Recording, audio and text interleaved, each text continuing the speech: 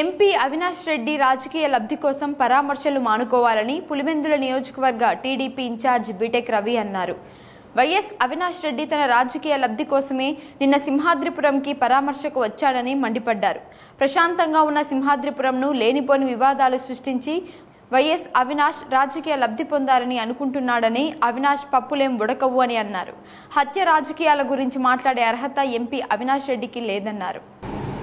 తర్వాత నిన్న అవినాష్ రెడ్డి గారు ఎంపీ సింహాద్రిపురానికి వచ్చి ఇక్కడ ఏదో అంతా పెద్దగా రాద్ధాంతం జరిగినట్లు, అందరి ఇళ్ళ దగ్గరికి పోయి పరామర్శలు చేసినట్టు, ఇక్కడ ఏదో పెద్ద ఉపద్రవము దాడులు జరిగినట్టు చేయడం అసలు చాలా బాధాకరం.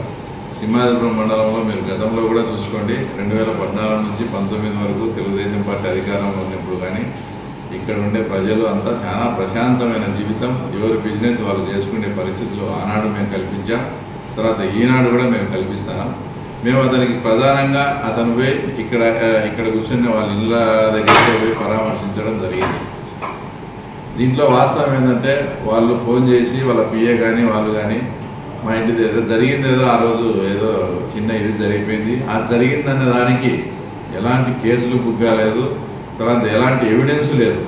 అలాంటి వాటికి వచ్చి ఈరోజు రాద్ధాంతం చేసి మళ్ళీ మాకు లేనిపోని సమస్యలు సృష్టించకండి, మేము ప్రశాంతంగా ఉన్నాము, మాకెక్కడ ఏం లేదని చెప్పినా కూడా వినకుండా కూడా తర్వాత వీళ్ళ ఇంటి దగ్గర పోయి ఒక పరామర్శ పేరుతో, ఎందుకంటే జగన్ రెడ్డి ఎప్పుడు కూడా ఏదైనా జరిగితే పరామర్శ యాత్ర, ఆ తర్వాత ఓదార్పు యాత్ర చేయడం వాళ్ళకి అలవాటు. మేమంతా బాగున్నామన్నా కూడా ప్రజల్లో ఒక సింపతి కోసం ఏదో దాడులు జరిగినాయనే కానీ ఒక ప్రచారం చేయడం కోసం తర్వాత వీళ్ళు వద్దంటానే కూడా తర్వాత వీళ్ళ ఇళ్ళ దగ్గరికి వచ్చి చేయడం జరిగింది. నేను వాళ్ళని పిలిపించి కూడా ఇప్పుడు మాట్లాడడం జరిగింది.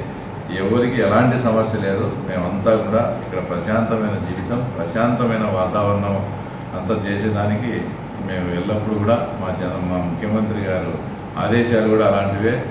ఎవరికి కూడా ఎలాంటి ఇబ్బందులు చేయకుండా చేయడమే.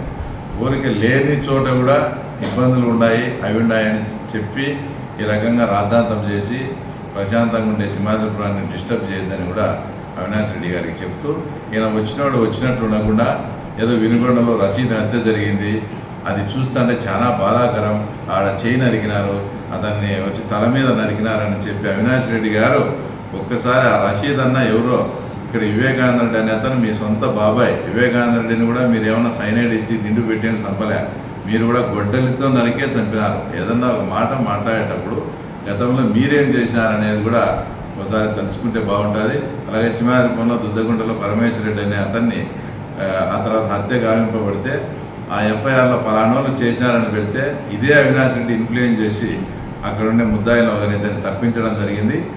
అలాగే సొంతం ఎవరైతే నీ పిఏ రాఘవ ఉన్నాడో వాళ్ళ సొంత ఊరిలో మా ప్రాంతానికి అదే ఊరికి చెందిన బీసీ నాయకుడు నాగరాజును మర్డర్ చేసి ఇతని ప్రోద్బలంతోనే చేయించడం జరిగితే కూడా నువ్వు ఆ రోజు అడ్డు చెప్పలేకపోయినావు.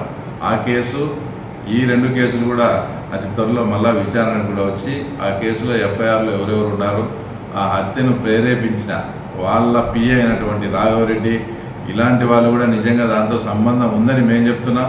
సంబంధం ఉందా లేదా కూడా త్వరలో కూడా పోలీసులు తెలుస్తారు. కాబట్టి అలాగే జగన్మోహన్ రెడ్డి గారు మన రిమ్స్ దగ్గరికి వచ్చినప్పుడు కూడా అసలు పులివెందుల్లో ఇది కొత్త సాంప్రదాయం, ఇలాంటి సాంప్రదాయాలు చేయడం అని. అసలు పులివెందుల్లో వైఎస్ఆర్ కాంగ్రెస్ పార్టీ కానీ గతంలో కాంగ్రెస్ పార్టీ కానీ ఈ హత్య రాజకీయాలు కానీ ఇటువంటి బెదిరింపులు ఇటువంటి చేయడం అనే దాంతోనే తర్వాత మీ రాజకీయ పునాదులు కానీ మీరు ప్రజలను భయపెట్టే ఇన్నాళ్ళు కూడా మీరు చేసుకుంటూ వచ్చారు.